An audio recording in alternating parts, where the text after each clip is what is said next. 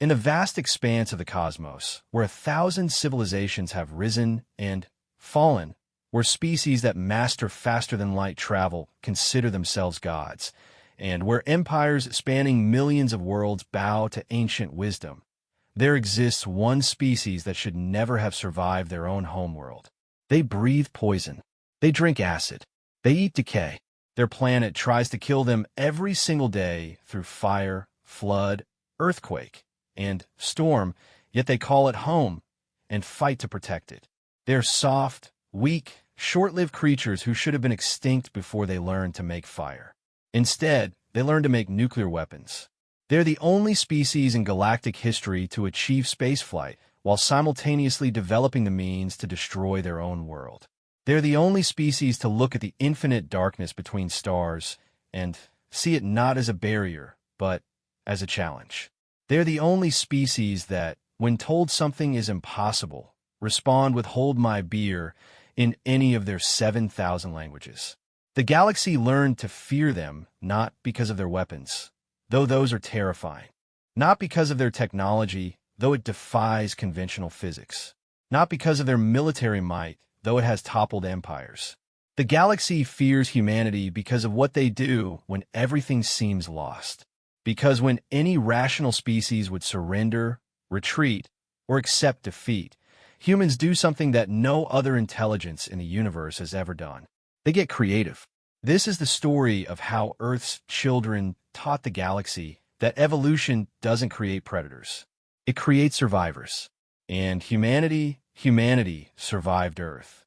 Ambassador Vexai of the Galactic Confederation stood before the assembled council of 12 species, his crystalline form catching the light from the chamber's bioluminescent walls. Behind him, holographic displays showed the latest intelligence reports from the Sol system, a small yellow star on the outer rim of the galaxy that had been flagged for routine first contact procedures. Honored Council, Vexai began, his voice resonating through the universal translators. I come before you today to discuss what should have been a simple matter. The inhabitants of the third planet in the Sol system have achieved faster-than-light communication and appear ready for integration into our Confederation. Council Elder Threxmoth, a being so ancient his gas-formed body had crystallized into semi-solid wisdom, pulsed with mild interest. Proceed with standard protocol, then. Why bring this to our attention? Vexai's form flickered with uncertainty. That's precisely the issue, Elder. There is nothing standard about these humans. The word felt strange in the council chamber. In over 40,000 years of galactic civilization, with contact established between hundreds of species, every first contact had followed predictable patterns. Species discovered fire, then agriculture, then technology, then space travel. They developed philosophy, art, religion, and eventually the wisdom to seek peaceful coexistence with their neighbors. It was a natural progression, as inevitable as stellar formation. Their star is remarkably unstable. Vexai continued, manipulating the holographic display. Solar flares occur with dangerous regularity. Their planet sits in what we would consider a hazardous zone. Many species evolve under difficult conditions, noted Counselor Zilek, her mantid features clicking with mild annoyance. The Korth AI evolved under 3 different suns. The Beltari developed in crushing gravity. Adaptation is the foundation of intelligence. Yes, but observe their world more closely. The display zoomed in on Earth, its blue and green surface spinning slowly. 70% of the surface is covered in a solvent so corrosive it dissolves metal. The atmospheric composition includes oxygen at toxic levels. The magnetic field fluctuates wildly. Massive storms rage across entire continents. The tectonic plates shift constantly, causing ground ruptures and molten rock eruptions. The council members exchange glances of growing concern. Elder Threxmoth's form brightened with curiosity. Surely no intelligent species could have evolved in such conditions. Perhaps they originated elsewhere and terraformed this world for some purpose we don't understand. Vexai's crystalline structure dimmed. No, Elder. Our deep scans confirm they evolved here. But that's not the strangest part. He paused, accessing another file. Their biochemistry requires them to consume other living organisms to survive. They cannot synthesize their own nutrients. They must kill to eat. A wave of shocked silence rippled through the chamber. In the 40,000 years of galactic civilization, every intelligent species had evolved beyond such primitive necessities. Photosynthesis, mineral absorption, energy conversion from stellar radiation. These are the hallmarks of evolved intelligence. The idea of beings that survived by ending other life was relegated to ancient myths and cautionary tales.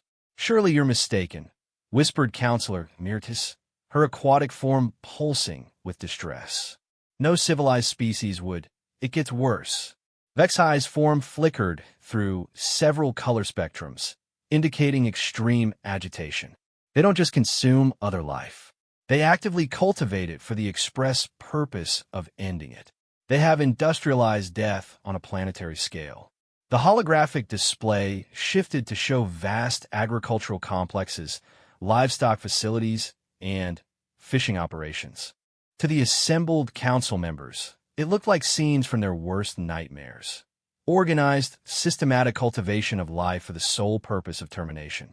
And yet, Vexai continued, his voice taking on a note of bewilderment that concerned the ancient elder. They also demonstrate remarkable compassion. They rescue and care for injured animals. They preserve species from extinction. They show empathy for suffering across their own kind and others. They create art that celebrates the beauty of life, while simultaneously depending on death for survival. Elder Threxmoth pulsed with deep concentration. Perhaps they are in a transitional phase. Many species experience ethical growing pains as they develop. That brings me to the most disturbing aspect of my report. Vexai manipulated the display again, showing Earth's recent history. They achieved nuclear fission technology in their year 1945. Within 4 years, they had developed fusion weapons capable of destroying their own cities. By 1962, they possessed enough destructive power to render their planet uninhabitable. Standard development curve, noted Counselor Zilek, though her clicking had become more nervous. Most species discover atomic power around the same time they develop spaceflight. The wisdom to control such forces comes with maturity. That's just it. They achieved this level of destructive capability while still fighting wars among themselves. As of our last observation, they remain divided into nearly 200 separate political entities, many of which are actively hostile to each other. The chamber fell silent except for the soft humming of the life support systems. This was unprecedented. Every spacefaring species had achieved global unity before developing weapons of mass destruction. It was considered a basic requirement for survival. The alternative was planetary suicide. "How do they still exist?" asked Elder Threxmoth, genuinely puzzled.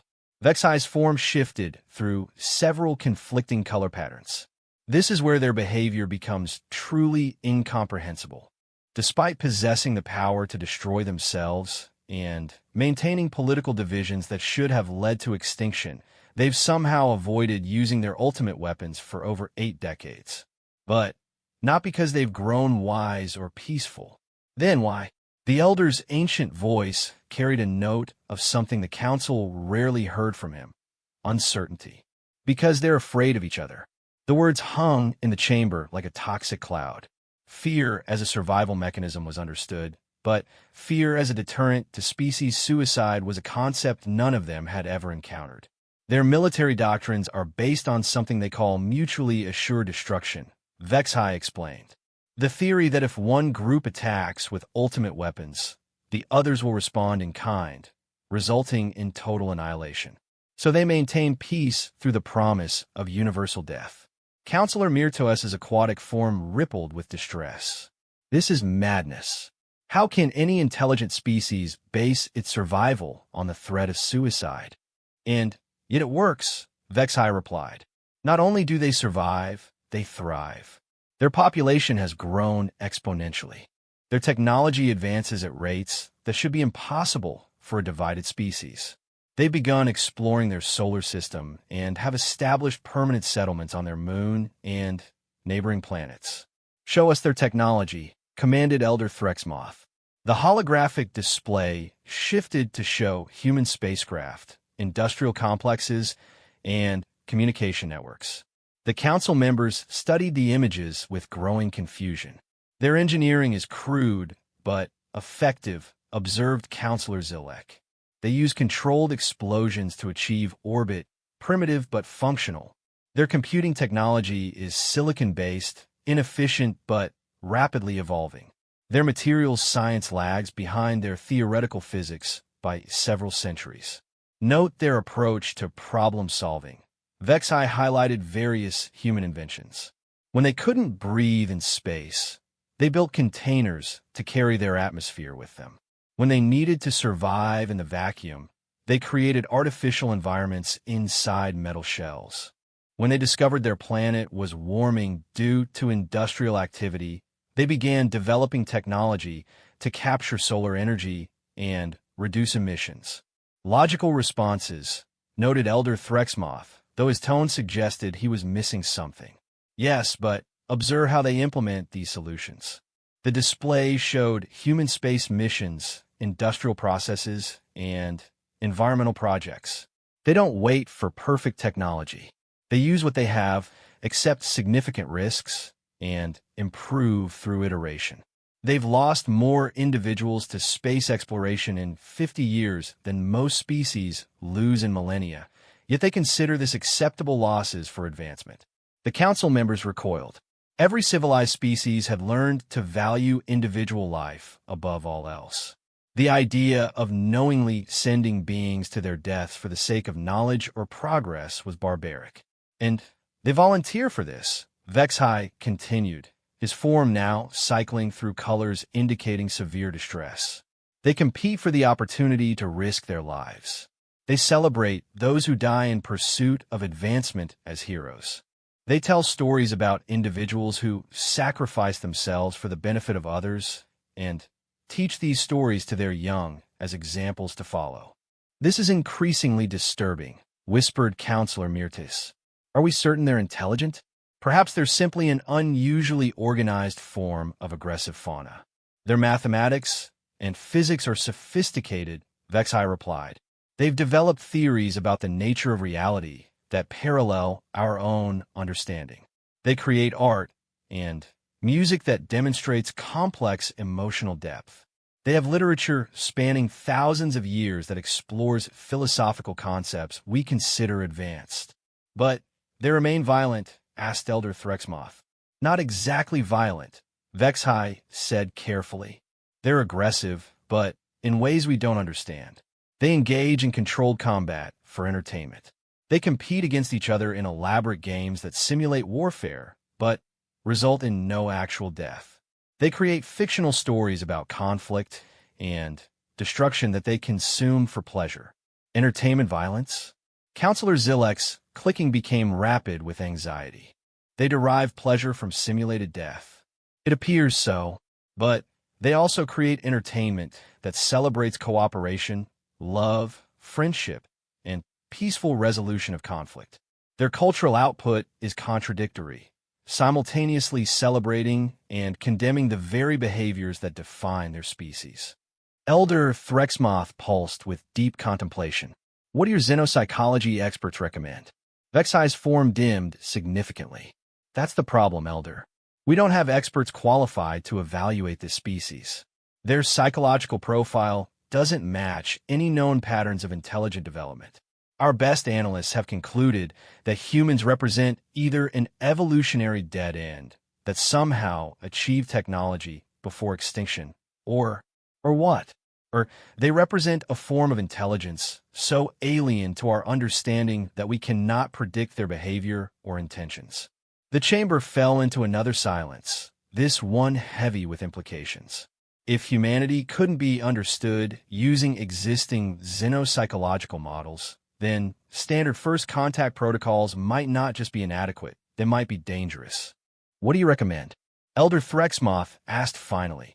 Vexai cycled through several color patterns before settling on a deep blue that indicated profound uncertainty. "Extended observation," We need to understand how their minds work before we attempt contact. Based on current data, they might interpret peaceful first contact as either a threat to be destroyed or a weakness to be exploited. Or they might welcome us as friends, suggested Counselor Mirtas hopefully. Yes, agreed Vexhai. That's precisely the problem. We have no way to predict which response we'll get. Elder Threxmoth's ancient form pulsed with a decision. Very well. Establish observation posts in the outer system. Monitor their communications and behavior. Report back when you feel confident in your assessment. How long should we observe, Elder? The ancient being's form flickered with what might have been humor. Until you understand them, Ambassador. However long that takes. As the council session ended and the representatives dispersed to their various homes, none of them could have predicted that this decision would change the course of galactic history. They had inadvertently chosen to study the only species in the known universe that had survived its own homeworld by learning to thrive in conditions that would kill anything else. They were about to discover that Earth hadn't created humanity. Earth had forged them. 3 standard years had passed since the Galactic Confederation established observation posts in the Sol system. Hidden behind the magnetic fields of Jupiter and camouflaged within the asteroid belt, the monitoring stations had collected enough data to fill several archives. Yet Ambassador Vexhai found himself more confused than ever as he reviewed the daily reports. Observer Keeltaith, present your findings on human military capabilities, Vexhai requested, his crystalline form shifting to a receptive blue-green hue. The young Altarian technician's feathered crest flattened with anxiety. Ambassador, I must preface this by saying that human military doctrine defies conventional logic. Elaborate. Keeltaith activated the holographic displays showing various human military installations and activities. They maintain standing armies during peacetime. Not small ceremonial forces, but massive organizational structures designed for large-scale warfare. Currently, they spend approximately 2 trillion of their monetary units annually on military preparation. For what enemy? Vexhai asked, though he suspected he already knew the answer. Each other, Ambassador. Despite nearly 8 decades without major global conflict, they continue preparing for wars against their own species. The display shifted to show military exercises occurring simultaneously across Earth. Humans in various uniforms trained with weapons, practiced combat scenarios, and rehearsed large-scale maneuvers. To galactic observers, it looked like an entire planet preparing for an invasion that would never come. Note their equipment, Keeltaith continued. They've developed weapons specifically designed to kill other humans. Not hunting tools or construction implements adapted for conflict, purpose-built instruments of war against their own kind. The images showed assault rifles, armored vehicles, aircraft designed for air-to-air combat, and warships bristling with weapons. Each item represented centuries of engineering refinement, focused on a single goal: efficiently killing other humans. But here's where it becomes truly incomprehensible. Keeltaith's crest flattened further. They also maintain elaborate agreements limiting how they can use these weapons. They've created laws governing warfare. Laws governing warfare. Vexhai's form flickered with confusion. How does one legally regulate the act of killing? They distinguish between acceptable and unacceptable targets. Military personnel are considered legitimate targets, but civilians are protected. They prohibit certain weapons deemed inhumane while allowing others. They've established rules for treating captured enemies, requirements for medical care during combat, and protocols for ending conflicts. Observer Zinthura, a gaseous being from the nebula colonies, pulsed with analytical interest. Perhaps this represents evolved thinking, an attempt to reduce violence through regulation? That was our initial assessment, Keeltaith replied, until we observed their entertainment media. The display changed to show human films, television programs, and interactive games. The imagery was shocking. Explosions, gunfights, hand-to-hand combat, and destruction on scales that would traumatize most civilized species. They create fictional depictions of violence for recreational consumption, Keeltaith explained. These productions are among their most popular forms of entertainment. Children as young as 8 years old routinely view content that depicts graphic violence, warfare, and death. Surely the adults prevent this? Zenthera's gaseous form swirled with distress. No, they actively produce this content specifically for their children. They have entire industries dedicated to creating age-appropriate violence. They tone down the graphic details, but retain the core concept of conflict resolution through force. Vexai's form cycled through several colors, indicating deep analysis. What do their philosophers and educators say about this contradiction? That's where it becomes even stranger. Keeltaith manipulated the display to show human academic and religious institutions. Their greatest thinkers simultaneously condemn violence while acknowledging its necessity. They have phrases like peace through strength and, if you want peace, prepare for war. They teach children that violence is wrong while training them to defend themselves through violence. Observer Kex-10, a hive mind representative, projected its thoughts directly into the shared communication field. We have analyzed their historical records. This pattern extends back through their entire recorded civilization. They appear to be locked in a permanent state of cognitive dissonance. Etlai, Vethai, they simultaneously value peace and prepare for war. They celebrate heroes who use violence to protect the innocent while condemning those who use violence for personal gain. They mourn their war dead while honoring their military veterans. They create monuments to peace while building weapons of increasing sophistication. The display showed human cities dotted with war memorials, peace parks, military bases, and protest sites, sometimes within sight of each other. It painted a picture of a species at war with itself on a philosophical level. Have you identified the source of this contradiction? Vexai asked. Keeltaith's crest flattened completely. Ambassador, we believe it stems from their evolutionary history on their homeworld. The display shifted to show Earth's natural history. Predators hunting prey, natural disasters, volcanic eruptions, massive storms, and the constant struggle for survival that characterized life on the planet. Every species that achieved intelligence did so on worlds that supported life through cooperation and abundance, Keeltaith explained. Humans evolved on a world that tries to kill everything on it. Constant threat created constant adaptation. They developed intelligence not to understand the universe, but to survive it. This explains their individual psychology, added Kex-10, but not their social behavior. Why do they compete with each other when cooperation would better ensure species survival? Because, Keeltaith said quietly, they learned that resources are always limited and threats are always present. Competition for resources and constant vigilance against threats became ingrained in their genetic behavior patterns before they developed civilization. Vexai contemplated this information. In galactic civilization, species developed intelligence and then learned cooperation.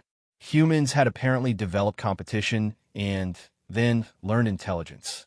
It was backwards from every known model. Show me their response to external threats, he requested. The display changed to show humanity's response to natural disasters. Earthquakes, hurricanes, volcanic eruptions, floods, and fires. Vexai expected to see the panic and chaos that would characterize any civilized species facing such calamities. Instead, he saw coordination. When their cities are destroyed by natural forces, Keeltaith explained, they immediately begin rebuilding. When storms threaten populated areas, they evacuate millions of individuals in organized evacuations. When fires spread across vast territories, they deploy specialized teams who deliberately enter the dangerous areas to fight the flames. The images showed human firefighters running toward burning buildings, rescue workers searching through earthquake rubble, and volunteers distributing aid to disaster victims. It was the behavior of a species that had learned to treat catastrophe as a routine challenge rather than an existential threat. Note their methodology, Keeltaith highlighted specific examples. They don't wait for perfect conditions or ideal resources. They use whatever they have available and adapt in real time. When Hurricane Katrina struck their city of New Orleans, they improvised rescue operations using everything from military helicopters to private boats operated by volunteers. They also learned from failures, added Kex10. When the 2004 Indian Ocean tsunami caught them unprepared, they established warning systems throughout the Pacific. When the Fukushima nuclear plant failed during an earthquake, they redesigned safety protocols across their entire nuclear industry. This suggests remarkable adaptability. Perhaps their apparent contradictions are actually sophisticated survival strategies. That brings us to the most significant discovery, Keeltaith announced, his crest rising slightly with excitement. We've been monitoring their space program. The display showed human spacecraft, space stations, and lunar installations. What struck Vexhai immediately was the crude but functional approach. Humans built things that worked well enough to accomplish their goals, then improve them through experience rather than waiting for perfect designs. They're planning missions to Mars, Keeltaith continued. Not robotic exploration, permanent settlement. They intend to establish self-sustaining colonies on a world even more hostile than Earth. Impossible, Zenthera pulsed with disbelief. Mars lacks atmosphere, has minimal magnetic protection, and receives insufficient solar energy to support complex life. Even we would require massive terraforming projects before attempting colonization. Humans are planning to adapt themselves to Mars rather than adapting Mars to humans, Keeltaith explained. They're developing enclosed habitats, atmospheric recycling systems, and hydroponic food production. They plan to make survival possible through technology and determination. The display showed detailed human plans for Martian colonies, underground habitats, pressurized environments, and life support systems designed to function in conditions that would kill unprotected humans in minutes. They've also identified the asteroid belt as a resource extraction opportunity, Kex10 added. Rather than seeing empty space as a barrier, they view it as territory to be claimed and exploited. Vexhai's form brightened with realization. They're treating space the same way they treat their home world, as a hostile environment to be conquered through adaptation and technology. Exactly, Keeltaith confirmed. But there's more. We've intercepted communications about their long-term goals.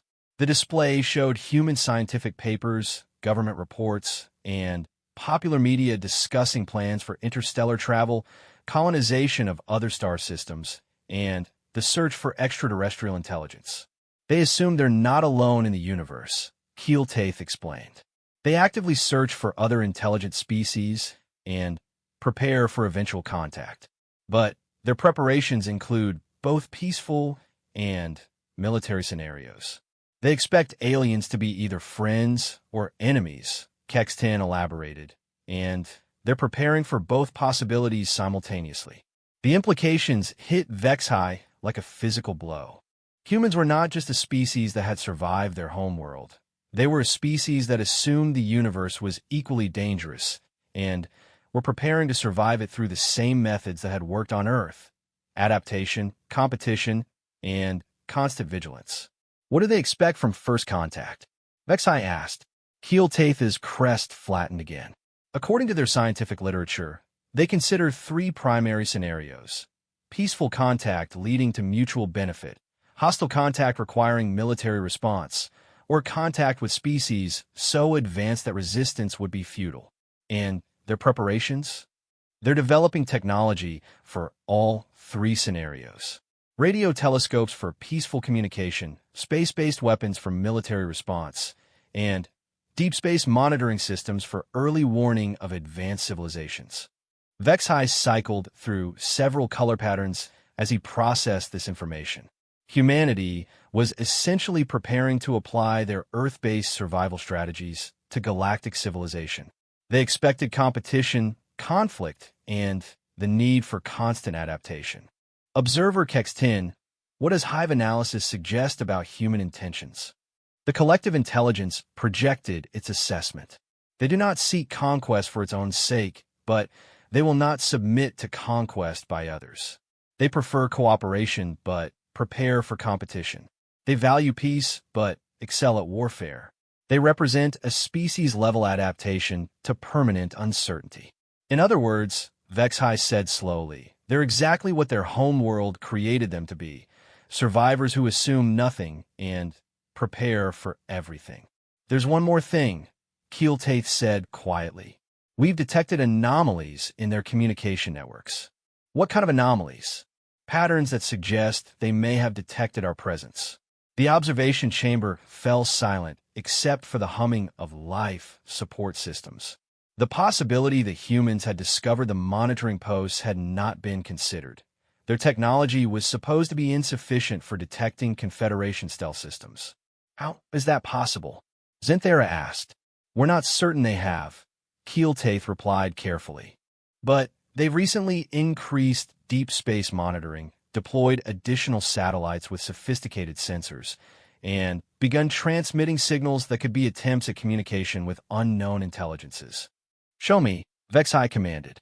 The display showed human radio telescopes, space-based observatories, and communication arrays all pointed toward the outer solar system. The activity patterns suggested systematic scanning rather than random exploration. If they have detected us, Kextin projected, why haven't they made direct contact attempts? Keeltaith's crest flattened completely. Because, according to their own strategic doctrine, if someone is watching you in secret, they're either studying you as a potential threat or preparing to attack. Humans don't reveal what they know until they understand what they're dealing with. In other words, Vexhai said with growing alarm, they're doing exactly what we're doing to them. Yes, Ambassador. They're studying us while preparing for every possible scenario our presence might represent. Vexhai's form cycled rapidly through colors indicating severe distress.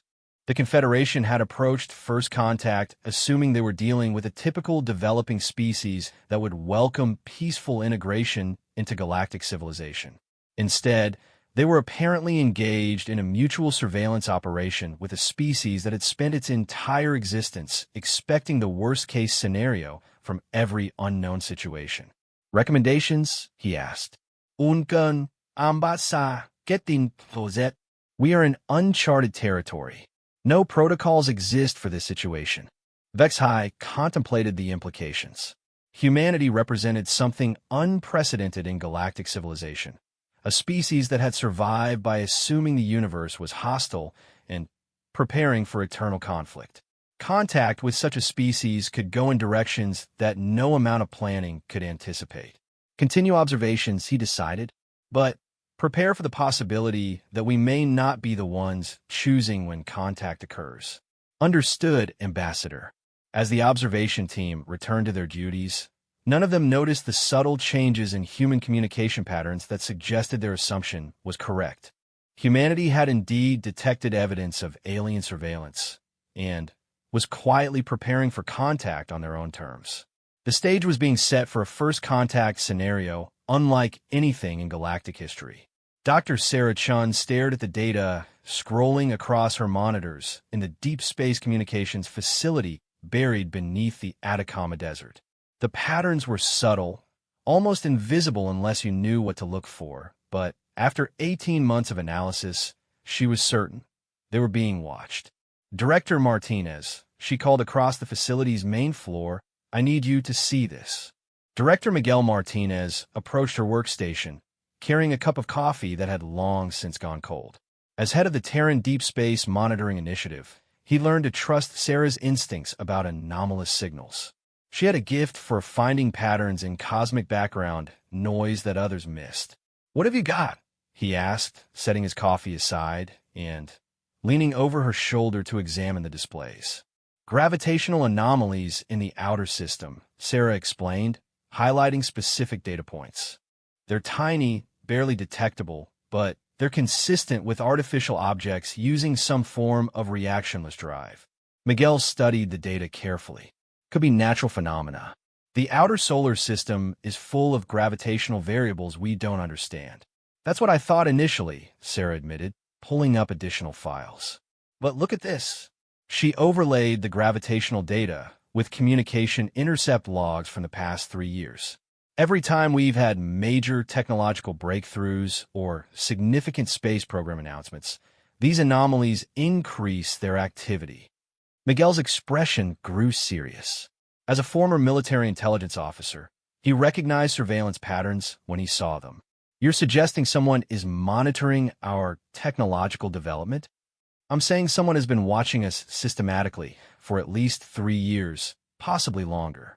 They're positioned in optimal observation points around the system. They respond to our activities, and they're using technology we don't understand. Miguel straightened and looked around the facility. The Terran Deep Space Monitoring Initiative had been established 5 years earlier as part of humanity's first serious attempt to search for extraterrestrial intelligence. What they'd apparently found was extraterrestrial intelligence searching for them. "Have you discussed this with anyone else?" he asked quietly. "Just my team," Sarah replied. "We've been running independent verification for 6 months. The data is solid." Miguel considered their options. The facility operated under strict international oversight, with representatives from the major spacefaring nations monitoring their activities.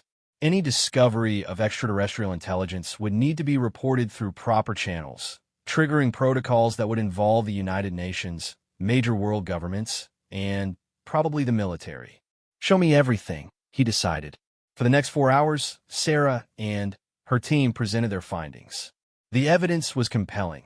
Artificial objects maintaining station in the outer solar system, gravitational signatures consistent with advanced propulsion technology, and behavioral patterns suggesting coordinated surveillance of Earth. "Conclusions?" Miguel asked when they'd finished. Dr. James Okafor, the facility's xenobiology specialist, spoke first. "If these are artificial objects of non-human origin, they represent technology significantly more advanced than ours. The ability to maintain position in deep space without visible propulsion suggests either reactionless drives or gravitational manipulation capabilities we can't even theorize about.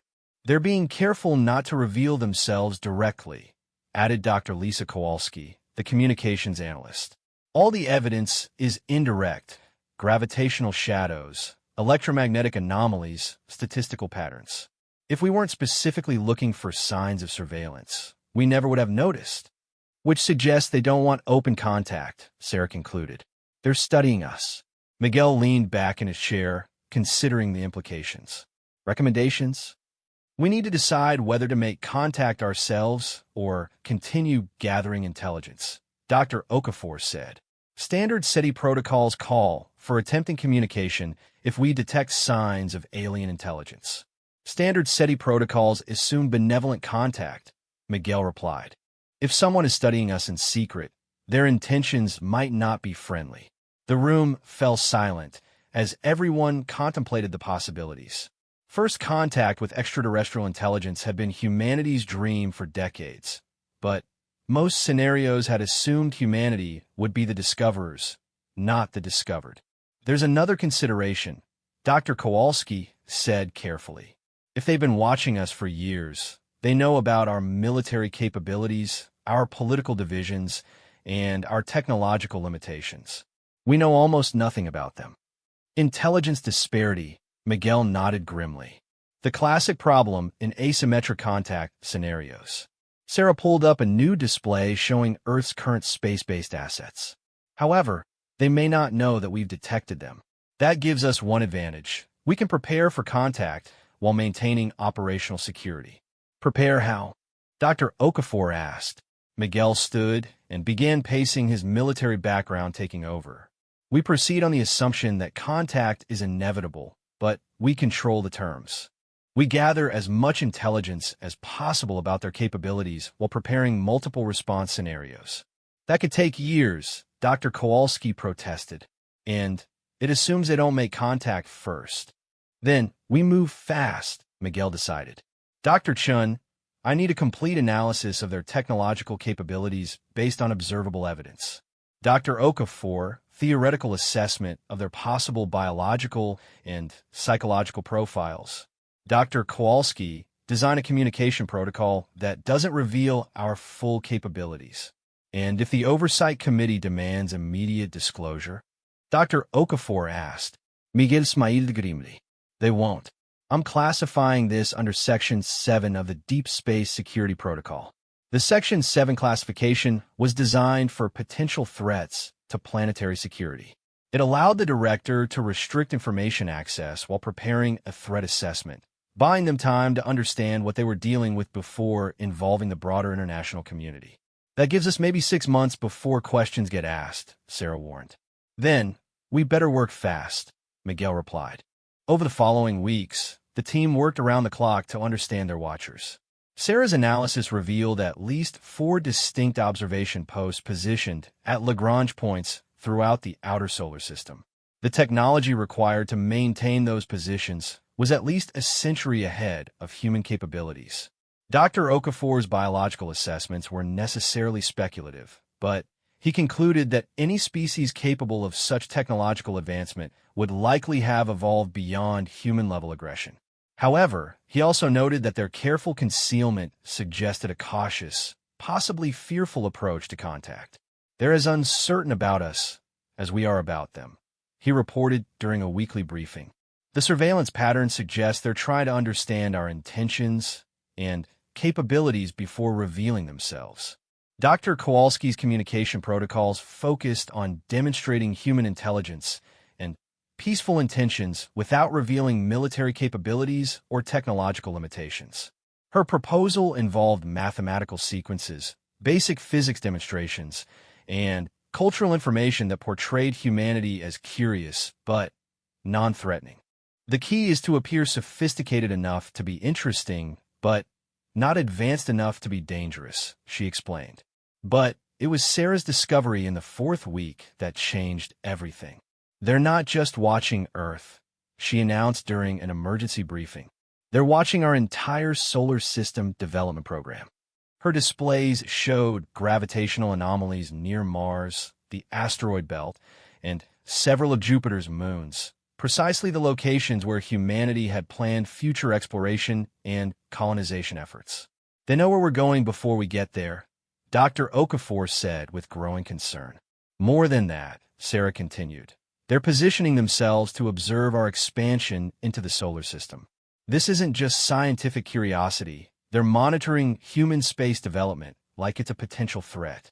Miguel felt a chill run down his spine.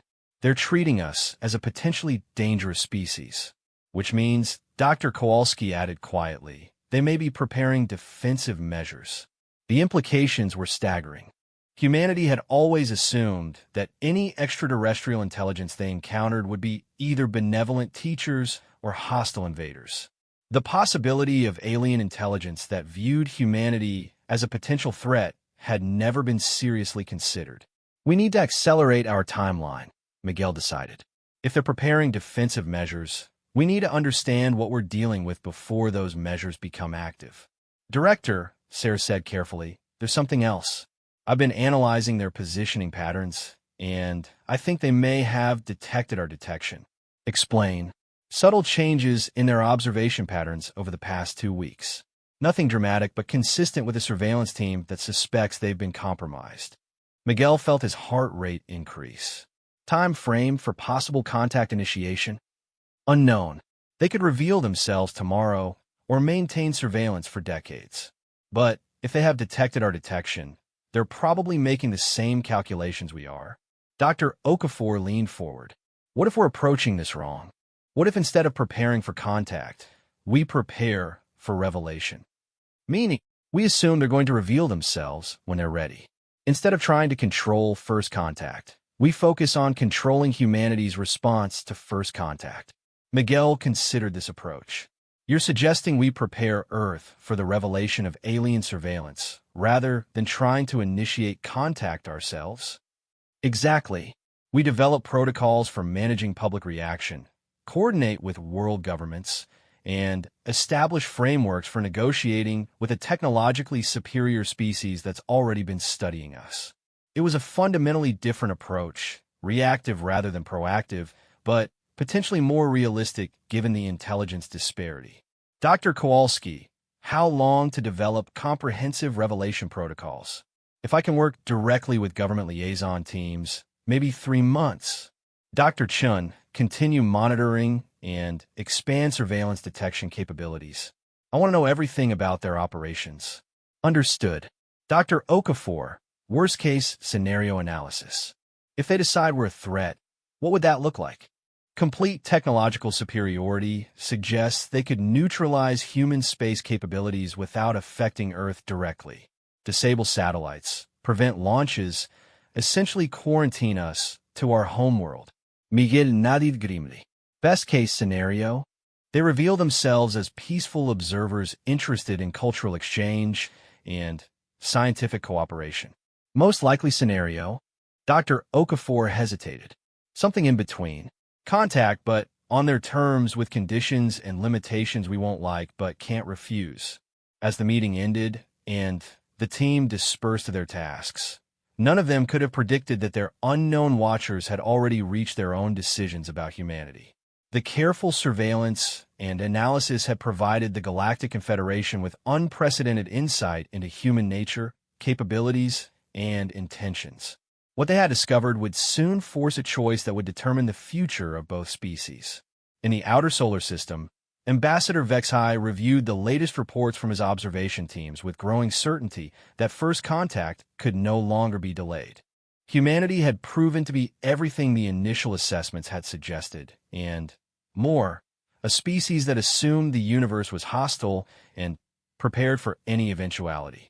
The question was no longer whether contact would occur, but whether the Confederation could control the circumstances when it did. Events were about to spiral beyond anyone's ability to control them. The crisis began at 1447 Greenwich Mean Time on a Tuesday, when the asteroid mining vessel New Horizons detected something impossible while conducting routine operations in the belt between Mars and Jupiter. Captain Elena Vasquez was reviewing or processing reports when her sensors operator, Lieutenant Commander Chen Wei, called out from his station. "Captain, I'm reading massive gravitational disturbances bearing 270 Mark 15. Distance approximately 50,000 kilometers." Elena looked up from her datapad. The New Horizons was humanity's first commercial asteroid mining vessel, designed to extract valuable materials from near-Earth asteroids. Finding gravitational anomalies in the middle of nowhere wasn't part of their mission profile. "Probably just sensor drift," she replied, though something in Chen's tone suggested otherwise. "Run a diagnostic on the gravitational sensors." "Diagnostics show green across the board, Captain." Chen's voice carried a note of confusion that made Elena abandon her reports and move to his station. "I'm reading multiple large-mass objects in formation. Computer estimates total mass at approximately 800,000 tons. Elena felt her pulse quicken. 800,000 tons was larger than most space stations. Visual confirmation? Chun manipulated his controls, directing the ship's telescopes toward the gravitational anomaly. The main screen flickered, then displayed the impossible, a fleet of alien spacecraft holding position in the asteroid belt. The silence on the bridge stretched for several heartbeats as Elena and her crew stared at proof that humanity was not alone in the universe. The ships were sleek, organic-looking vessels that seemed to flow rather than follow conventional engineering principles. They were arranged in what was clearly a defensive formation. "How long have they been there?" Elena asked, surprised by how steady her own voice sounded. "Unknown, Captain. They just appeared. One moment empty space, the next moment a full fleet formation." Elena activated the ship's emergency protocols with hands that shook only slightly. The New Horizons was a civilian vessel with minimal defensive capabilities, but they were also the first humans to make direct contact with extraterrestrial intelligence. "Chun, record everything. Communications, give me a priority channel to Earth control. Navigation, plot courses for immediate departure. Multiple vectors, emergency acceleration." As her crew moved to execute her orders, Elena considered their options. The alien ships had revealed themselves deliberately. Their sudden appearance suggested they possessed stealth technology that could hide them until they chose otherwise. They were in formation, which indicated military organization. And They had chosen to reveal themselves to a human ship in the middle of the asteroid belt, far from Earth's protection. "Captain," called Communications Officer Sarah Kim, "I'm receiving a transmission from the alien vessels. It's coming through on standard radio frequencies in English." Elena felt another chill run down her spine. "Put it through." The bridge speakers crackled, then, filled with a voice that was clearly artificial but designed to sound reassuring. "Human vessel, New Horizons. This is Ambassador Vexhai of the Galactic Confederation. We mean you no harm. We wish to establish peaceful communication with your species." Elena looked around her bridge crew, seeing her own mix of fear and excitement reflected in their faces. This was first contact, the moment humanity had dreamed about for centuries. It was also potentially the most dangerous moment in human history. "Ambassador Vexhai," she replied, activating the ship's communications array. "This is Captain Elena Vasquez of the human vessel New Horizons. We welcome this contact. Captain Vasquez, we apologize for the dramatic revelation, but circumstances have forced our hand. We have been observing your species for several years, and believe the time has come for formal contact." Elena noticed the careful wording. Observing for years meant they had been conducting surveillance without permission. "What circumstances, Ambassador?" There was a pause before Vexhai responded. "Your species is expanding into space at a rate that will soon bring you into contact with other inhabited systems. It is necessary to establish formal relations before such contact occurs accidentally." Other inhabited systems? Elena felt her worldview expanding rapidly. "Are you saying there are many alien species?" "The galaxy contains thousands of intelligent species, Captain. Most belong to a confederation of peaceful worlds dedicated to mutual cooperation and advancement." Elena exchanged glances with her crew. The implications were staggering. Humanity was apparently a newcomer to a galaxy teeming with intelligent life. "And you represent this confederation?" "Edo. We wish to extend an invitation for humanity to join our galactic community. It should have been the greatest moment in human history, an invitation to join a peaceful galactic civilization." But Elena's military training, honed during 10 years in the Space Force before joining the commercial sector, kept her focused on tactical considerations. "That's a generous offer, Ambassador. What would membership in this confederation entail?" Another pause, longer this time. "There would be certain requirements, Captain.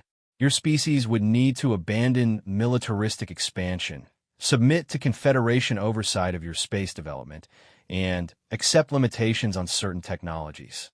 Elena felt her stomach drop. What kind of limitations?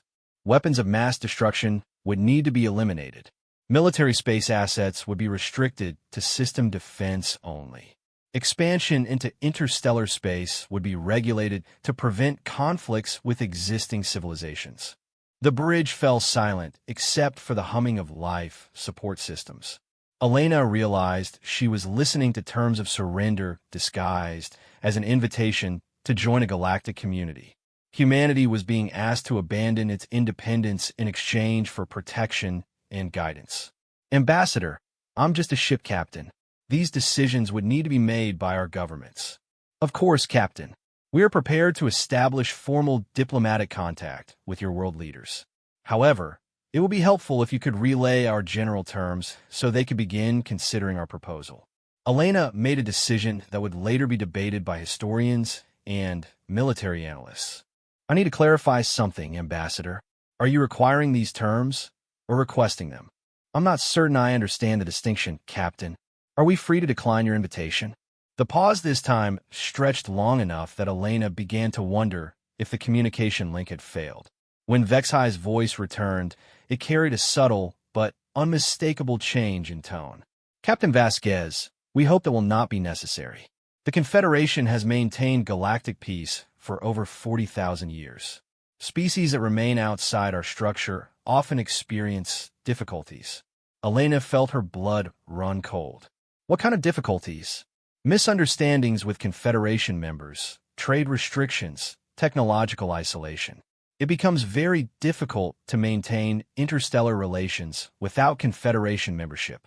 "I see." Elena activated a private communication channel to Earth while maintaining the diplomatic conversation. And if a species is too dangerous to be allowed Confederation membership, such species are typically quarantined to their home systems until they develop the wisdom necessary for peaceful coexistence. Elena realized she was listening to a threat delivered in diplomatic language.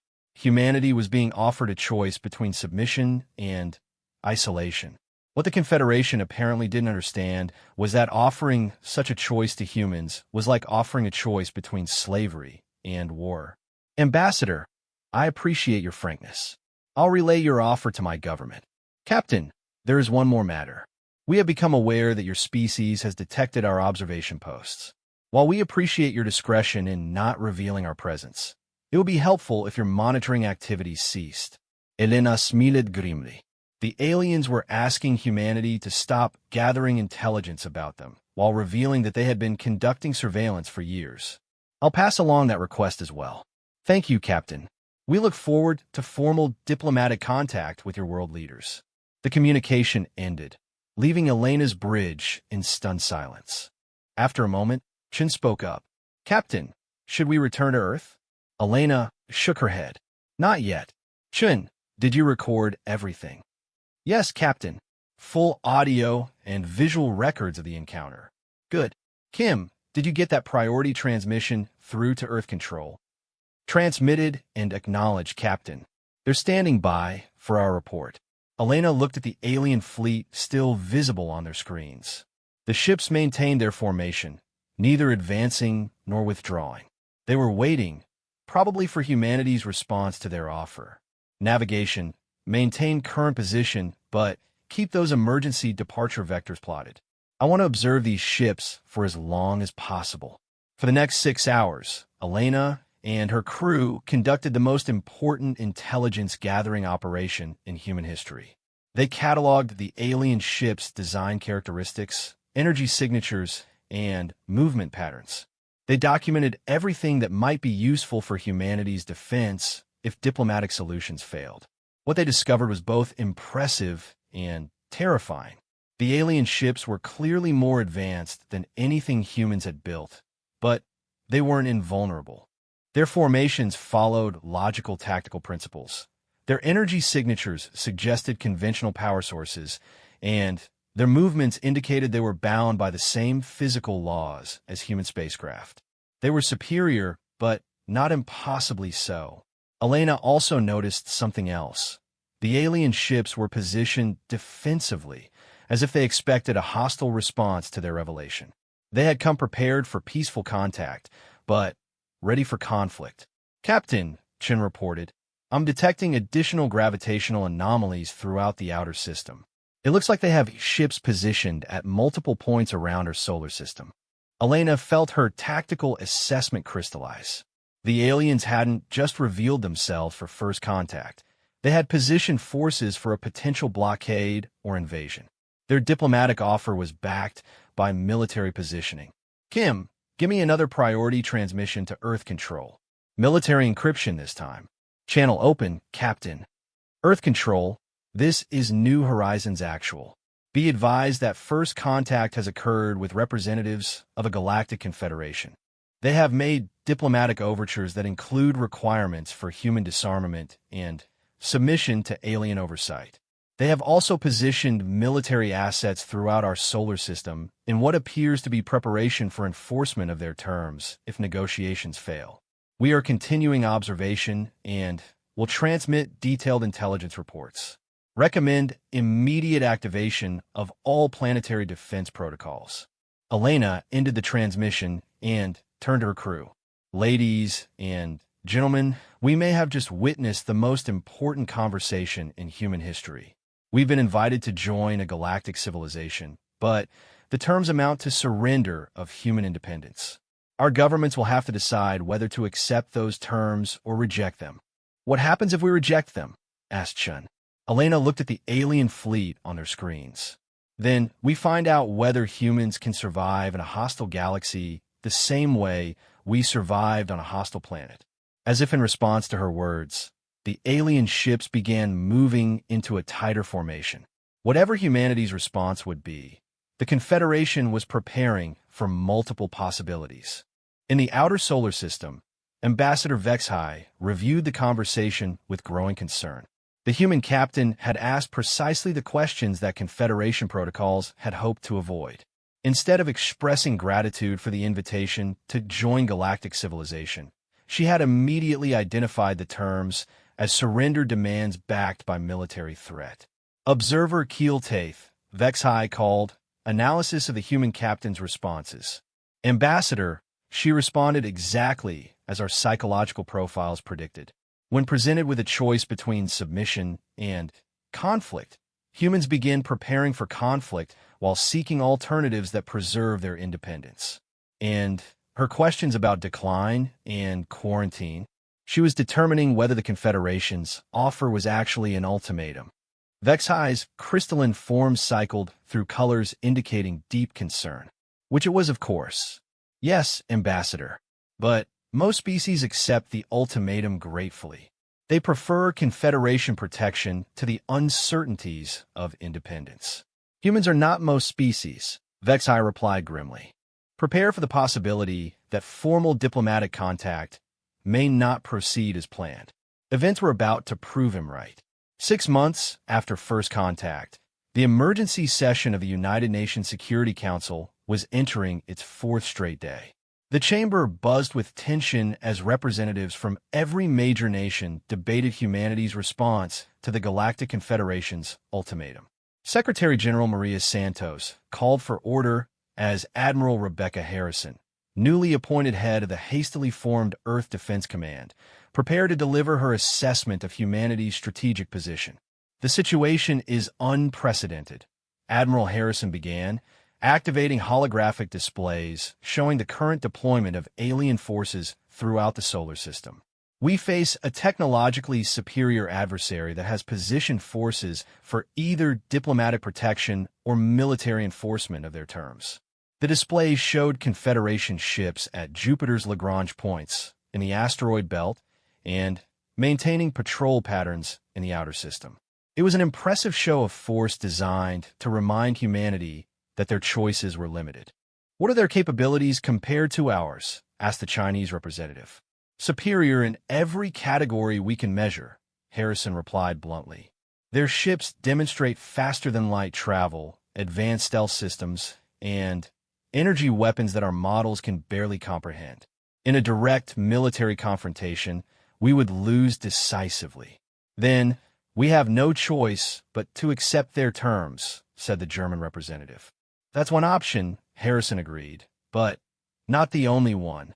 She activated another display showing Earth's current space assets, military satellites, defensive platforms, lunar installations, and the growing infrastructure of humanity's space development program.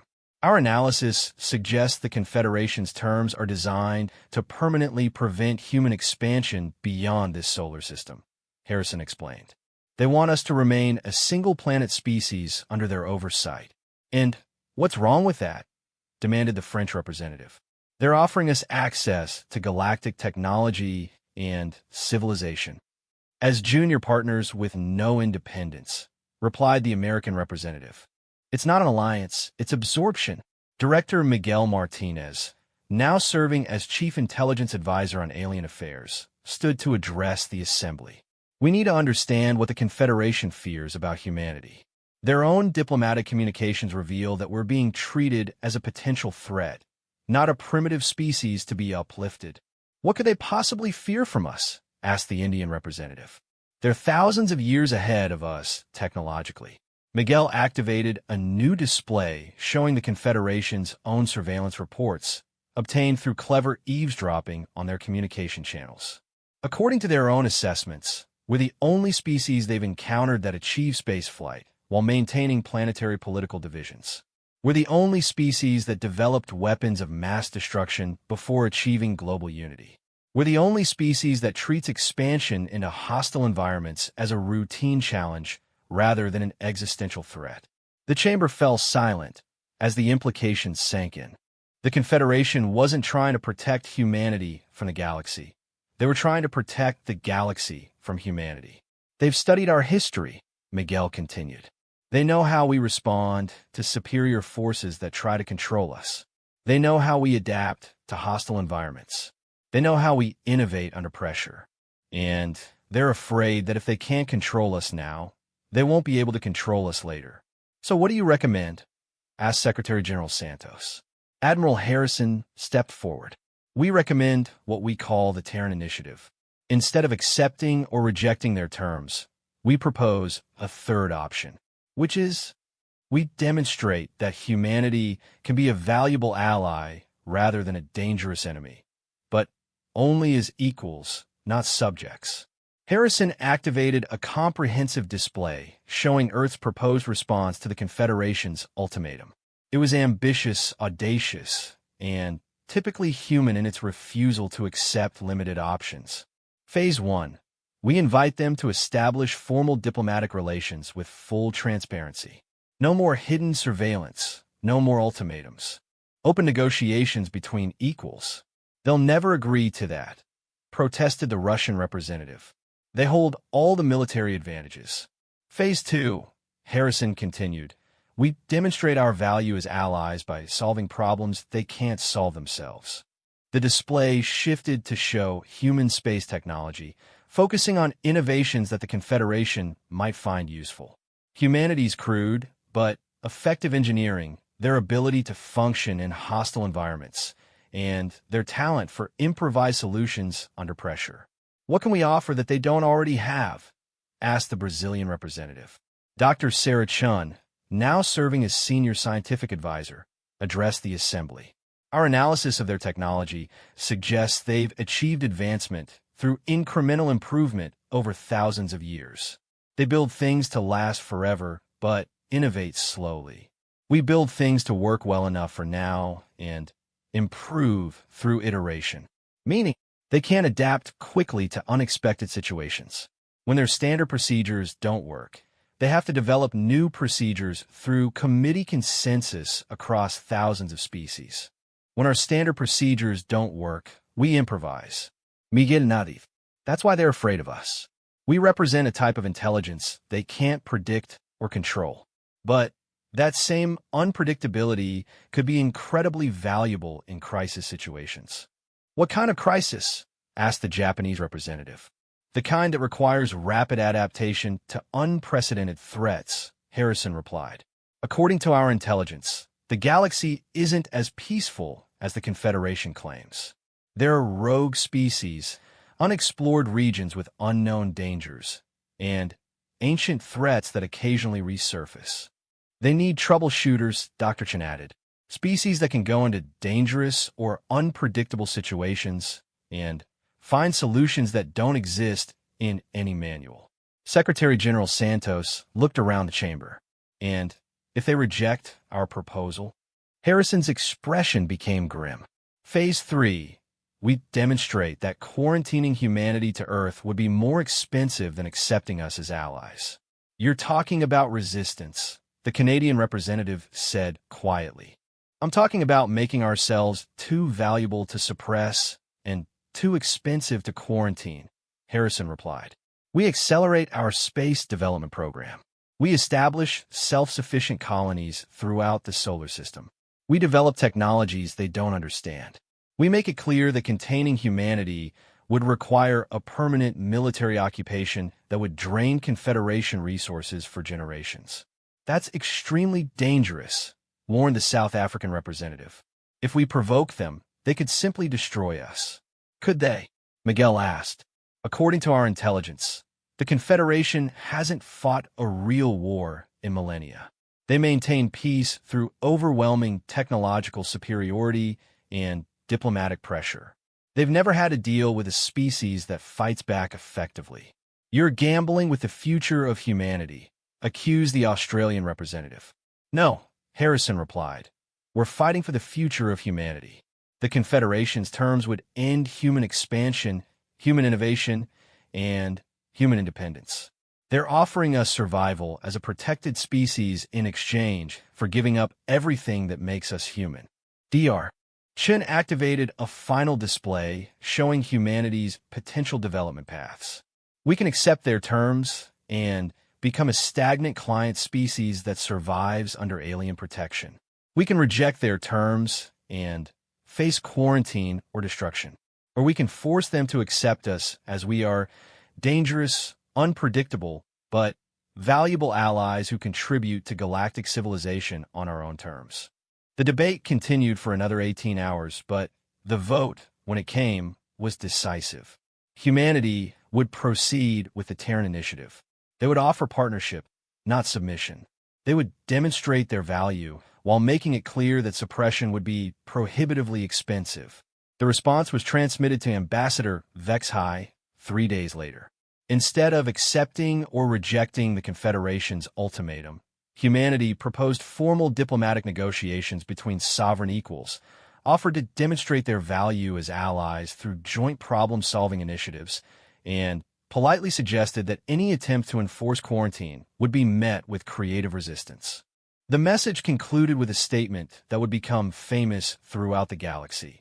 Humanity wishes to join galactic civilization not as subjects seeking protection, but as partners offering our unique capabilities to help solve problems that threaten all intelligent life.